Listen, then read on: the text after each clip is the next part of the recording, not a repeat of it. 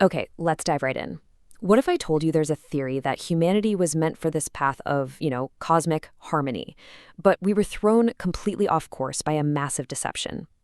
Well, today we're digging into a text that lays out that exact idea.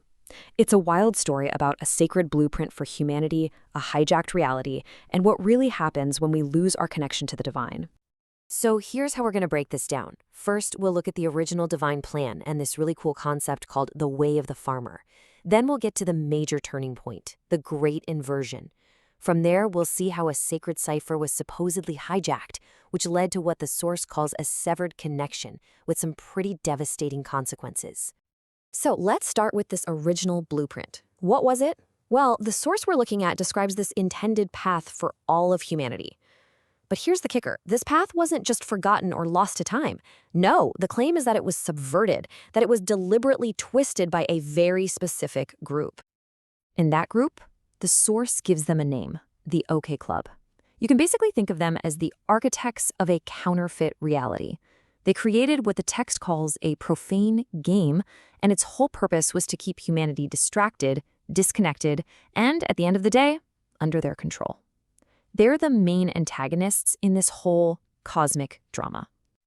All right, so before we get into all the deception and drama, we really need to understand what was supposedly lost. The source calls this original plan the way of the farmer, and it's a vision of life that's totally rooted in simplicity and harmony. Now, this wasn't just, a lifestyle choice. It was a whole state of being. The core idea here was that humanity was meant to live as a part of the world, not to try and conquer it. It was all about balance, a deep reverence for nature, and this almost instinctual connection to the universe. So, what did the way of the farmer actually look like in practice? Well, the text paints a picture of these small, tight-knit communities living in a direct partnership with the earth. Their lives were guided by the rhythm of the seasons and the zodiac. And a huge part of this was a strong lunar connection, in this reverence for a cosmic balance between two principles, alpha and beta. And get this, even the sacred day, the Sabbath, was Saturday, or Saturn's day, which was all about aligning with these natural cycles. But you might be wondering, where did all this intuitive knowledge come from? Well, the source introduces this fascinating concept called the Chi system. The easiest way to think about it is like a divine archive, or maybe even a kind of cosmic internet. The idea is that humanity was plugged into this system through that lunar connection, which gave everyone an innate moral compass and a deep understanding of the universe. No rulebooks or scriptures required. And then it all changed. Something happened that turned everything completely upside down. The source calls this moment the great inversion, the birth of a deception that would flip the entire divine plan on its head. And we're not talking about a slow, gradual shift here. The source describes this as a foundational lie, a deliberate and total corruption of reality itself. It was a single event that basically rerounded humanity's destiny and set us on a brand new, and as the text argues, a deeply destructive path. According to this text, the entire inversion hinges on this one story.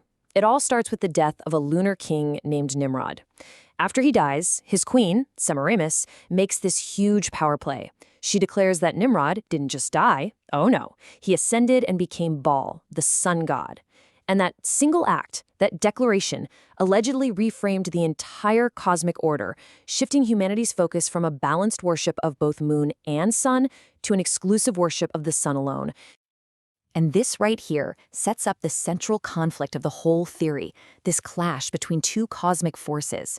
On one side, you've got the lunar principle, or alpha, which is all about harmony, intuition, and balance. And on the other, you have the solar principle, or beta, which represents materialism, power, and commerce. The great deception, then, was tricking humanity into abandoning that balanced whole and instead worshiping only this new, power-hungry sun god. So how do you make a change that massive stick? How do you make it permanent? Well, according to the source, you do it by hijacking the very things people hold most sacred. You rewrite the rituals and you change the calendars that literally shape their reality. And right here, you can see that hijacking in action. Look at this.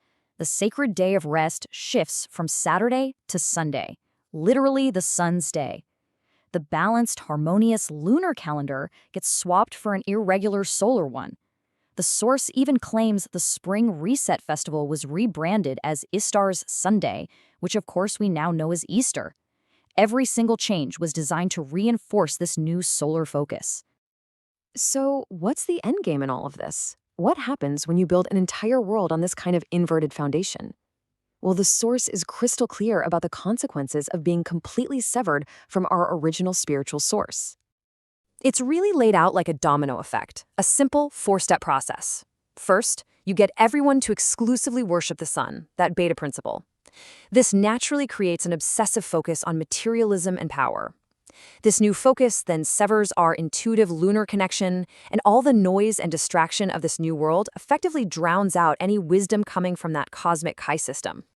And this is the alleged result. A world not of harmony, but of industry, greed, and constant conflict.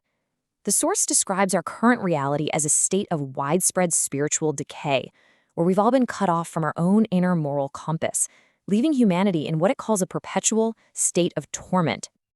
This quote from the text really just pulls it all together, doesn't it?